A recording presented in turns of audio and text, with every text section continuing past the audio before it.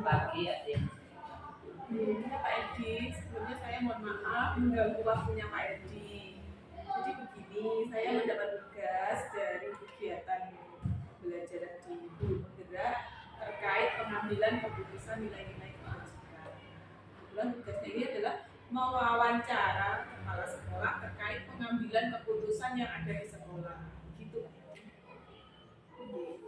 Jadi gini Pak Edi, terkait pengambilan keputusan berdasarkan nilai-nilai kebajikan, mungkin bagaimana selama ini bagaimana Pak Edi dapat mengidentifikasi kasus-kasus yang merupakan dilema etika atau rujukan moral yang terjadi di sekolah yang jenengan pimpin, yaitu di SD sekarang. Itu gimana Pak Edi? Mungkin ada kasus-kasus yang Pak Edi identifikasi terkait dilema etika atau rujukan moral? Untuk kasusnya itu ada guru yang sering terlambat. Terus karena sering terlambat itu saya panggil, coba tanya permasalahannya apa. Dan itu saya lihat rupanya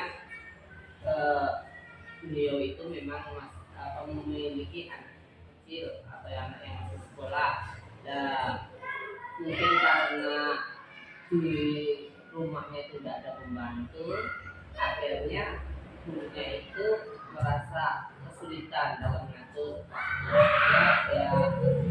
Ya itu sampai kami salahnya, kondisinya bagaimana, atau mungkin beliaunya bisa memberikan masukan atau memberikan jawaban untuk mengatasi masalah tersebut. Berarti kasus yang ditemukan oleh Pak Edi itu termasuk kasus dilema etika ya Pak Edi? Iya, antara kasihan dari kesetiaan atau mungkin tanggung jawab guru itu dalam mengajar, karena sering sekali guru itu minta izin terlambat gara-gara anak. Terus saya mau mencari permasalahan itu apakah bisa diatasi beliaunya sendiri atau tidak. Saya coba kemarin itu saya coaching, dan akhirnya mulai sekarang orangnya gurunya itu mulai rajin. Oh ya, alhamdulillah. Berarti jadi yang dialami, kasus yang dialami di sekolah Pak Edi yaitu di SD sekarang terkait guru yang sering terlambat karena di rumah alasannya anak kecil ya Pak Edi. Itu Pak Edi dilema etika antara tanggung jawab, kemudian kesetiaan, dan juga merasa kasihan mungkin karena tadi yang disampaikan Pak Edi, guru tersebut punya anak kecil dan di rumah tidak ada pembantu dan dia kewalahan. Di sisi lain Pak Edi juga dilema karena gimana tanggung jawabnya sebagai guru sekolah, kemudian kesetiaan terhadap sekolah bagaimana. Itu menjadi dilema jenengan di Pak Edi. Kemudian Pak Edi sebagai seorang kepala sekolah di SD sekarang, bagaimana Pak Edi menjalankan pengambilan keputusan di sekolah Anda yaitu di SD sekarang, terutama untuk kasus-kasus di mana ada dua kepentingan yang sama-sama benar atau sama-sama mengandung nilai kebajikan. Itu gimana Pak Edi dalam pengambilan keputusan yang jenengan lakukan? Ya, kita mencoba mencari yang terbaik lah. Kita bisa menggunakan paradigma antara keadilan dengan kasihan, atau kebenaran melawan kesetiaan, atau jangka pendek maupun jangka panjang. Jadi kita semua kita lihat, kita telusuri, itu nanti cari yang terbaik. Jadi Pak Edi menerapkan paradigma pengambilan keputusan, kemudian mencari jalan keluar yang terbaik di Pak Edi terkait penyelesaian kasus tersebut. Setuju sekali Pak Edi. Kemudian Pak Edi, langkah-langkah apa atau prosedur seperti apa yang biasa dilakukan oleh Pak Edi selama ini dalam pengambilan keputusan yang berbasis nilai kebajikan di sekolah yang jenengan pimpin yaitu SDN? Kita dalam mengambil keputusan kita memanggilnya ya tidak langsung apa itu tidak langsung ke bersangkutan, mungkin ya kita masih mengamati lah. Memang kalau ada kesalahan atau mungkin ada yang kurang pas ya nanti kita coba untuk ngobrol-ngobrol sambil ngobrol santai lah, atau mungkin ya bidang-bidang yang tidak langsung mendakwa bahwa itu salah atau menyatakan bahwa tidak, tapi kita coba ngobrol-ngobrol, kita sharing, kita arahkan ke ya seperti ke coaching gitu. Jadi kalau memang gurunya itu merasa bersalah, gurunya bisa untuk memperbaikinya. Jadi kita tidak langsung menjudgment beliau, tapi beliaunya sendiri merasa dan nanti bisa bisa diperbaiki dan ditingkatkan untuk menjadi yang lebih baik lagi. Jadi dalam pengambilan keputusan tersebut, prosedur yang biasa dilakukan Pak Edi itu lebih ke mengajak coaching terhadap seperti ini yang kasus ini. Pak Edi melakukan coaching ya Pak Edi, jadi membantu guru tersebut dalam mencari jalan keluar atas permasalahan. Kemudian Pak Edi, hal apa saja yang selama ini Pak Edi anggap efektif dalam pengambilan keputusan pada kasus-kasus dilema etika yang Pak Edi alami di sekolah Pak Edi yang Pak Edi? Kalau kita dalam mengatasi masalah itu mencoba dengan menyelesaikan kualitas kewartaan secara istilahnya ya itu tidak usah dengan kekerasan, tidak usah dengan sanksi, tapi kita coba dengan kekeluargaan, kita coba dengan ya sharing-sharing lah dari masalah yang terbaik. Intinya guru tersebut tidak merasa disalahkan, tidak merasa dikucilkan, juga tidak terbeban.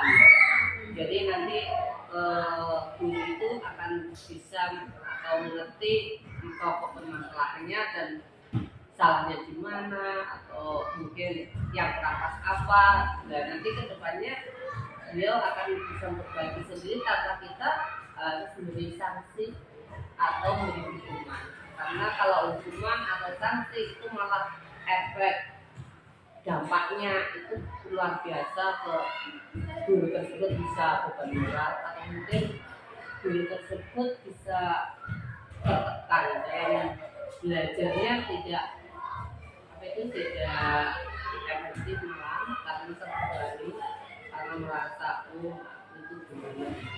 Tapi kalau kita mengajak ngobrol bareng, kita ngajak sambil sambil nyantai itu nanti insya Allah malah akan lebih mengena.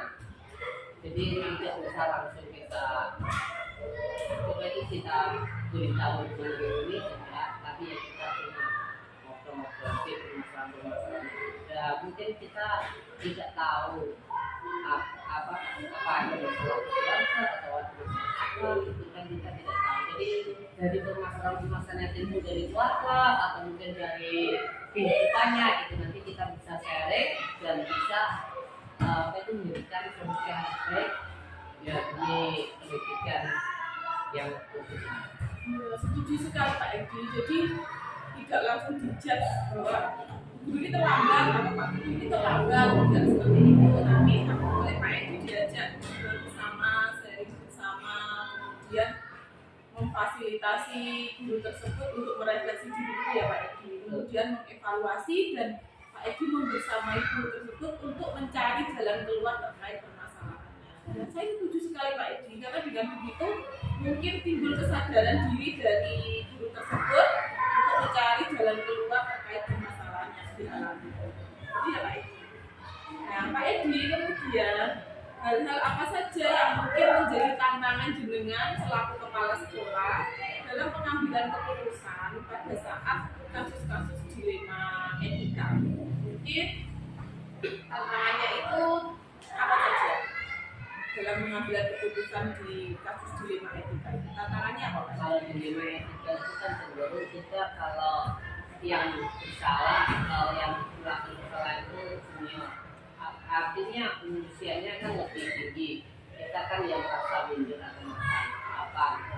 Kedua, kalau permasalahannya itu menyangkut keluarga itu juga dilema juga. Karena apa? Karena kalau apapun yang kaitannya dengan keluarga kita juga harus bisa mencari yang baik lah.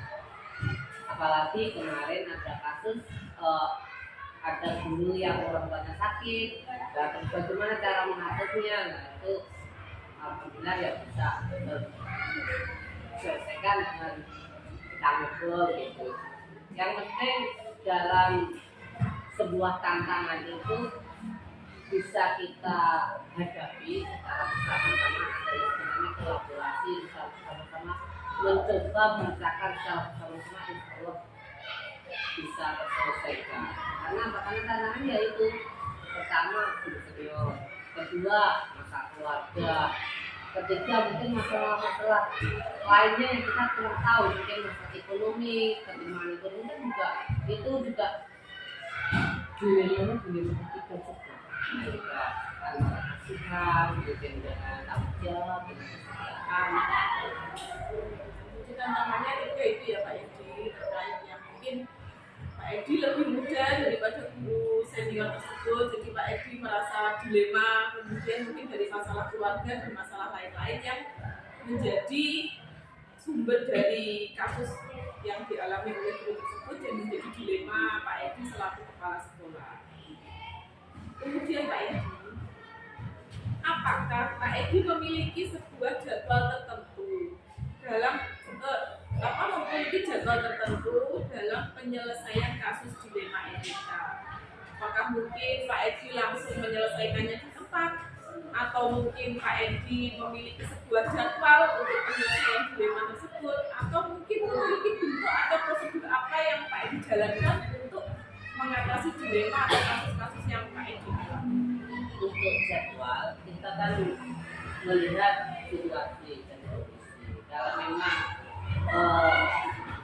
memungkinkan kita untuk bisa menyelesaikan pada waktu itu ya kita selesaikan. Yang penting tidak membebankan. Jadi kalau memang yang bersangkutan sebelumnya itu pada waktu kegiatannya tidak ada, terus kita sudah tahu kesalahannya itu beberapa kali, terus mungkin kita mau mencoba mencari masalah itu, ya kita panggil. Jadi jadwalnya kita melihat situasi dan kondisi, tidak terjadwal. Karena ya kita tidak boleh sampai membebankan anak. Jadi waktu sedang guru itu harus waktu sedang kita, karena kita juga nggak tahu semua kita. Jadi untuk penyelesaiannya Pak Edi lebih ke kondisional ya Pak Edi, yang penting tidak mengganggu dari kegiatan anak didik atau peserta didik. Kemudian Pak Edi, mungkin ketika dalam pengambilan keputusan tadi yang berdasarkan nilai-nilai kebajikan, adakah seseorang atau faktor-faktor apa yang selama ini mempermudah Pak Edi atau membantu Pak Edi dalam pengambilan keputusan terkait kasus-kasus dilema itu? Yang membantu itu karena kita sudah menyelesaikan dari keluargaan secara istilahnya tidak secara perasaan saya bersama, itu kan ada perasaan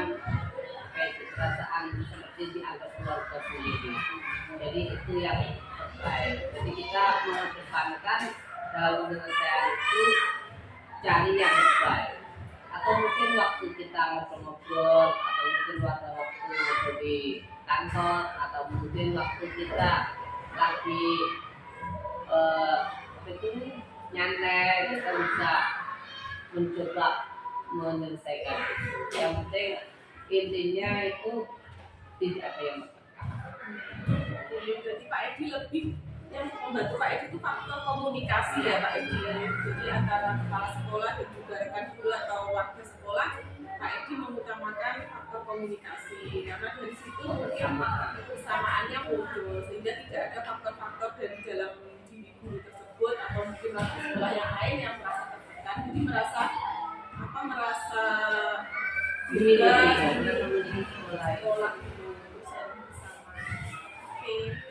Kemudian Pak Edi, dari semua hal yang telah Pak Edi sampaikan, kemudian pembelajaran apa yang dapat Pak Edi petik dari pengalaman Pak Edi dalam mengambil keputusan dilema etika yang sudah Pak Edi lakukan? Setiap semua kejadian atau setiap semua kegiatan itu alangkah baiknya kita refleksikan.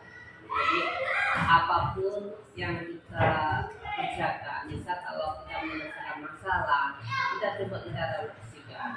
Apakah itu nanti orang yang kita ajak, tapi itu ajak menyelesaikan masalah itu tertekan atau tidak, merasa minder atau tidak, atau mungkin kita berusaha mencari yang terbaik itu dengan melakukan refleksi.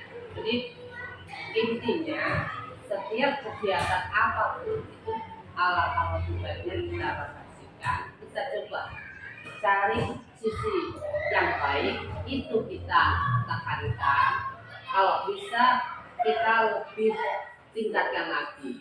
Jadi yang baik itu kita pertahankan, kalau bisa ya ditingkatkan. Jangan sampai ada yang baik setelah itu nanti lama-lama malah itu kebaikannya itu sudah berjalan di tempat, tidak ada perubahan-perubahan, dan itu ya akhirnya ya itu aja.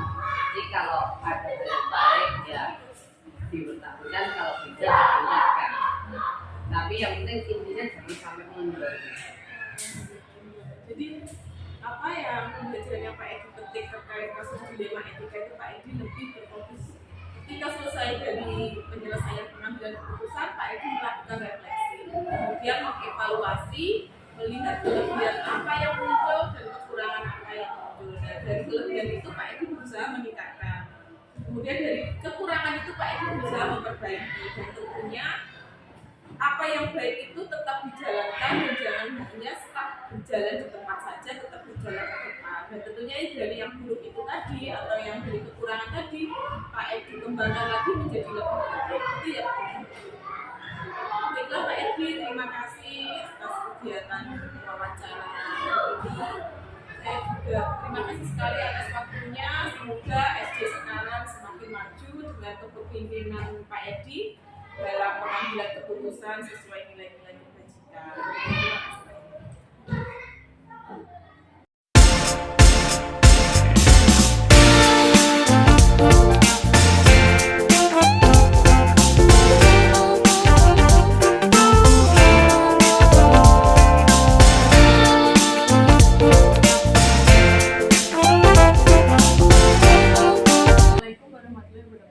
Waalaikumsalam warahmatullahi wabarakatuh. Selamat pagi Bu Herwin. Selamat pagi Bu Lindu. Mohon maaf mengganggu waktunya Bu Herwin. Gini, ini kan saya mendapat tugas dari LMS di Guru Penggerak terkait pengambilan keputusan sesuai dengan nilai-nilai kebajikan. Apakah saya bisa melakukan wawancara dengan Bu Herwin pada hari ini? Bisa Bu Lindu, nanti kalau ada jawaban yang saya kira pas, mungkin saya bisa membantu. Terima kasih. Begini Bu Herwin, selama Bu Herwin menjadi kepala sekolah di SDN Manuk, apakah Bu Herwin menemukan atau mengidentifikasi kasus-kasus yang merupakan dilema etika atau rujukan moral Bu selama di SDN Manuk ini Bu Herwin? Ya, terima kasih Bu Lindu atas pertanyaannya. Jadi begini, selama saya menjabat di SDN Manuk itu kan kurang lebih 1 tahun. Nah, di sini ada beberapa hal yang harus kita amati tentang kasus-kasus yang berkaitan dengan dilema etika. Nah, yang di sini saya ambil adalah tentang pembiasaan karakter pada peserta didik. Oh iya. Jadi terkait peserta didik Bu Herwin, karakternya. Nah, mungkin selama ini Bu Herwin bagaimana terkait pengambilan keputusan di SDN Manuk, terutama untuk kasus-kasus karakter peserta didik ini, di mana ada kepentingan yang sama-sama benar atau sama-sama mengandung nilai kebajikan terkait kasus dari karakter anak ini. Mungkin karakter anak yang seperti apa gitu ya? Jadi sekarang ini kan ada profil pelajar Pancasila yang mana ada dimensi penguatan karakter mandiri, kerjasama, gotong royong dan lain sebagainya. Nah, di SDN Mano ini sudah sangat bagus sebenarnya untuk kegiatan pendidikan karakter. Cuma untuk pembiasaan anak-anak dalam pembelajaran keagamaannya itu masih kurang, seperti pembiasaan sholat duha. Nah, dalam mengambil keputusan ya kita musyawarahkan dulu dengan Bapak Ibu guru, dengan komite, dengan wali murid, dengan guru agama, seperti itu Bu Ibu ya. Jadi memang sudah berjalan bagus, tapi terkait pembiasaannya itu Harus perlu kita tingkatkan lagi. ya Bu Herwin. Kemudian hal apa saja Bu Herwin yang selama ini Bu Herwin anggap efektif dalam pengambilan keputusan pada kasus-kasus dilema etika ini? Kalau yang saya anggap efektif itu ya ini, kita melatih anak melakukan pembiasaan setiap hari. Jadi misalkan pembiasaan sholat duha, kita ajak anak-anak pagi setelah pembiasaan doa surat pendek, kita langsung memotivasi anak, membimbing anak ke tempat ibadah, kemudian mendampingi anak sampai proses kegiatan sholat duha itu selesai. Memang harus ada pendampingan Ya. gitu dari pihak sekolah dan juga dari guru-gurunya. Nah, kemudian hal-hal apa saja ya Bu Herwin yang selama ini menjadi tantangan Bu Herwin sebagai kepala sekolah SDN Mano dalam pengambilan keputusan di kasus-kasus dilema etika terkait karakter anak ini?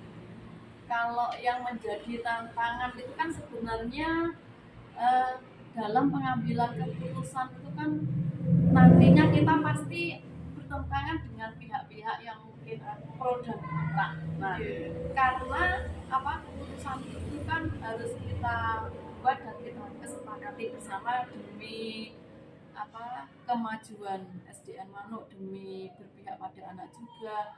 Jadi ya itu hal yang biasa kalau keputusan yang dalam mengambil keputusan itu resikonya memang harus ada, dan kalau keputusan itu sudah dijalankan insya Allah nanti akan mudah, karena kan kita belum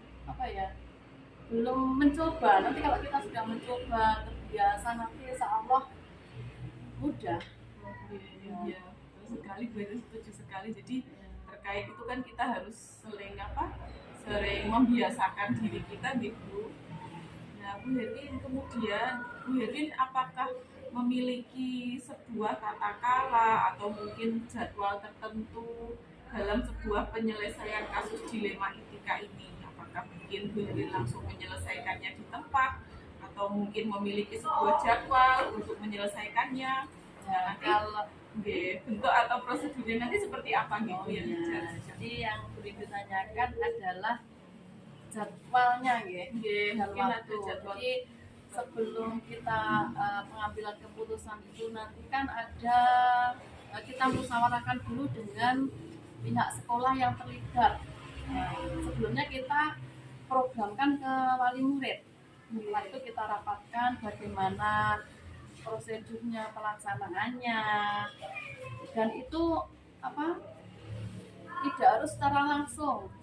Misalkan rapat itu kan waktunya kita misalkan setiap hari Sabtu, sedangkan untuk yang berhubungan dengan anak langsung etikanya itu langsung kita selesaikan pada anak tersebut, kita dampingi, kita ingatkan, yang jelas kita rangkul anak itu biar pembiasaan karakter itu bisa berjalan. Setuju Bu Herwin. Jadi apa yang dilakukan Bu Herwin tidak hanya di sekolah, tapi Bu Herwin juga mengajak orang tua untuk berkolaborasi bersama membentuk karakter anak gitu. Memang kadang kan kalau di sekolah anak-anak misalnya terkait sholat duha tadi mau sholat duha, tapi di rumah kadang nggak mau gitu atau tidak dilaksanakan. Jadi karakter itu, pembentukan karakter anak itu tidak hanya di sekolah, tapi kita juga peran wali murid itu sangat penting dalam mendidik, karena madrasah pertama anak itu kan di rumah bapak ibunya. Jadi yang dilema etika yang disampaikan oleh Bu Elvin tadi ya terkait karakter anak gitu Bu, di mana di sekolah mungkin sudah baik atau kemudian di rumah mungkin tidak dilaksanakan atau kurang maksimal, Nah, jadi tidak rutin dilaksanakan atau mungkin pengaruh contoh dari orang tua itu kan bisa kesibukan orang tua terlalu banyak aktivitas di luar sehingga dalam memperhatikan anak kurang bisa juga. Betul sekali, setuju Bu. Jadi Bu Eri juga mengajak orang tua untuk bekerja sama gitu, bersama-sama gimana membentuk anak di sekolah itu juga bagus, diselaraskan juga di rumah bersama orang tua. Jadi tetap anak di rumah sudah berjalan baik, di rumah juga dibantu orang tua berjalan baik.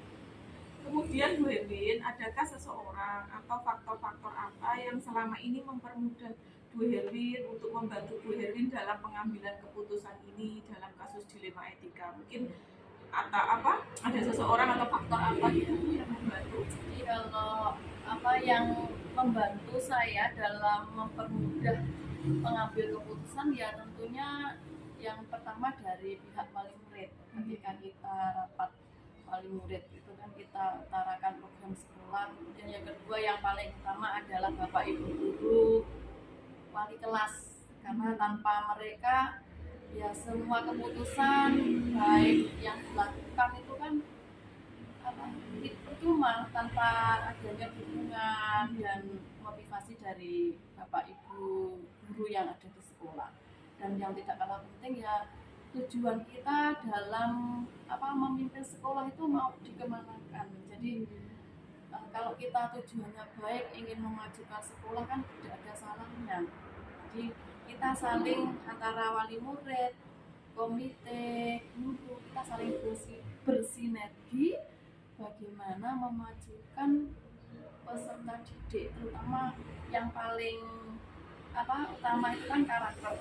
Apalagi di abad 21 sekarang itu kan banyak sekali kendala yang menyebabkan karakter anak ini menurun. Beda dengan zaman saya waktu tahun 90-an itu kan karakter anak itu sudah baik, ketemu dengan guru itu menyapa, berkata sopan. Nah sekarang itu anak karena kemajuan teknologi ya, jadi kita harus membentuk bagaimana karakter anak itu sesuai dengan moral dan etikanya. Bu Lindu, Bu, memang betul sekali, kita kan nggak bisa gitu berjalan sendiri tanpa kerjasama dari pihak komite, dari orang tua, kemudian Bapak Ibu guru juga di sekolah saling berkolaborasi bersama untuk demi kemajuan anak tersebut. Gitu. Semuanya kan kembali ke anak, tentunya karakter anak yang baik pun nanti kedepannya juga akan baik juga untuk masa depan mereka. Bu Herwin, kemudian dari semua hal yang telah disampaikan, mungkin pembelajaran apa yang dapat jenengan petik Bu dari pengalaman jenengan dalam mengambil keputusan dilema etika ini? Apa gitu pembelajarannya yang dapat dipetik? Pembelajarannya ya dalam mengambil keputusan itu memang kita harus kuat dalam pendirian. Misalkan kalau itu baik ya kita tingkatkan terus. Jadi mengambil keputusan kan tidak hanya kita laksanakan sudah selesai, tapi kita juga evaluasi, kita back bagaimana ke depannya, apa yang kurang kita refleksikan bersama-sama dengan Bapak Ibu guru. Oh yang kurang ini kita harus perbaiki, yang ini sudah baik kita tingkatkan lagi. Jadi seperti itu Indo ya. Itu menjadi, dan setiap apa yang kita kerjakan itu merupakan pembelajaran bagi kita. Entah itu menyenangkan atau tidak menyenangkan, itu kan sebagai pengalaman kita dalam mengambil keputusan yang akan datang. Setuju sekali Bu Herwin, memang dalam pengambilan keputusan itu pasti kita harus melihat kebermanfaatannya itu Ibu. Kemudian tidak hanya dilaksanakan sekali itu saja, tapi berkelanjutan. Dan tentunya juga melakukan evaluasi dan refleksi untuk lebih baik ke depannya gitu Ibu. Apalagi ke depannya SDN Manuk semoga semakin maju. Amin. Banyak murid sukses lah. Terima kasih Bu Herwin atas waktunya. Semoga nanti Bu Herwin juga selalu kuat selalu ya Amin. dalam pengambilan keputusan berdasarkan nilai-nilai kebajikan, terutama untuk kemajuan SDM. Semoga Bu Lindo juga sukses dalam kegiatan guru penggerak dan bisa mempraktekkan secara langsung pada peserta didik. Terima kasih Bu Erwin. Ya.